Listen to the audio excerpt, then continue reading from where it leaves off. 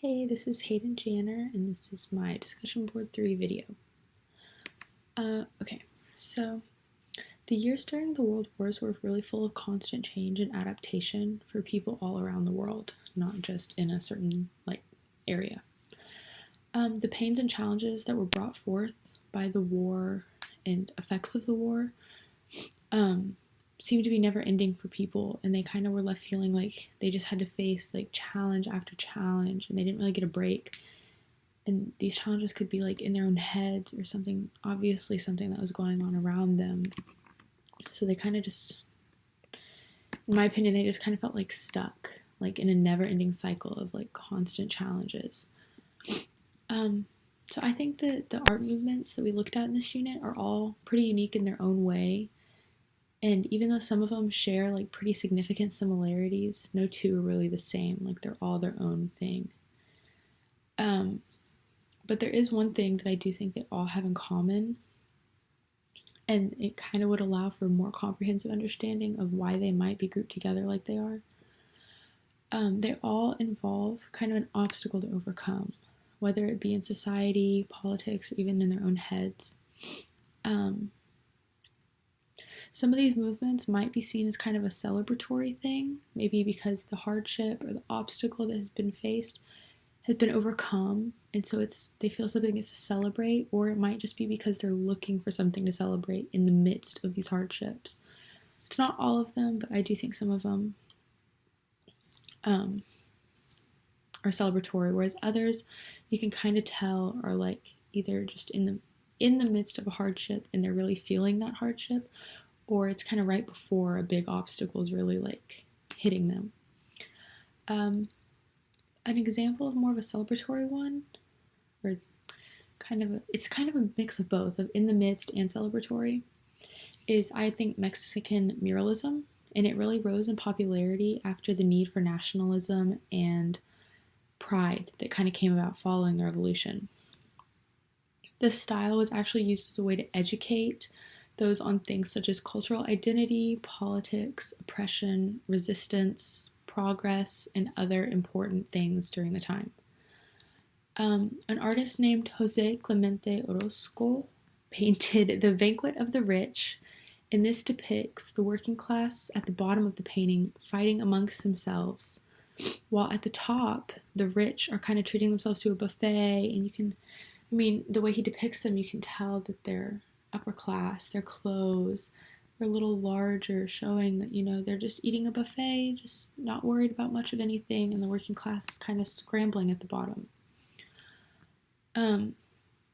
This obviously shows an obstacle being faced with such a division between working class and the rich, and the way it being painted in a muralist style is able to give the public more access. So it's not just limited to maybe who could afford to see it or afford to buy it. It's just something that is huge and everyone can see it. And what's so great about it is that it can teach people things by making political statements in the artwork, as he did. And it's something that everyone, the masses, can see. And what's great about it being art is that if there isn't a high literacy rate, not that there was during this, but if there's not, it's something that you can you can see it. You don't have to be able to read it to understand it.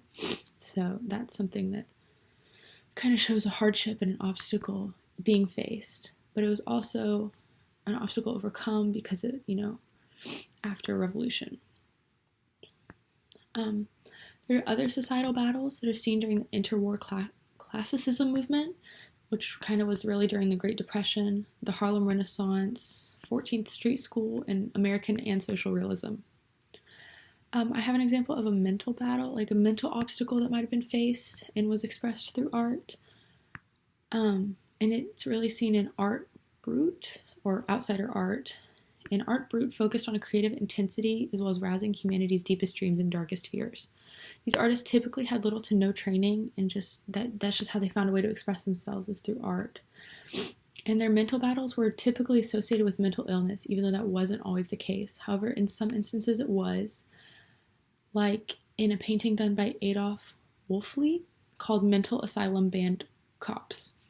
And he did this after he'd been admitted to a mental asylum for the attempted rape and molestation of multiple young girls. He was diagnosed with schizophrenia and he remained in this mental asylum for the rest of his life. He started to express himself by drawing, and he was only given one pencil a day. And then they saw that it kept his temper and his outbursts kind of at bay, while he was able to express his thoughts through art instead of through physical actions, and kind of losing it a little bit he tended to do at the hospital. So he was the ability to express himself kept his mind at bay, and he was able to use it as a coping mechanism for his schizophrenic behavior. These art movements all have some themes or patterns in common that help to define this era. And like I've been saying, one of the themes I really noticed immediately was the presence of an obstacle or hardship during this era, whether it's in society or just kind of in one's own mind. And it kind of fluctuated between showing the battle in the midst of being fought or right before or after the battle was fought. It was each step of the way you could see it. Another theme I noticed really was self-expression and teaching. In the Bauhaus, they're teaching to overcome experiments and problem solving, and then teaching obviously Mexican muralism. In the Harlem Renaissance, for example, that wasn't really a specific form of art, but rather it was a way for African Americans in their community to express their culture and hardships faced in a more subtle and peaceful way, instead of having to fight to be heard like they've had to do since forever.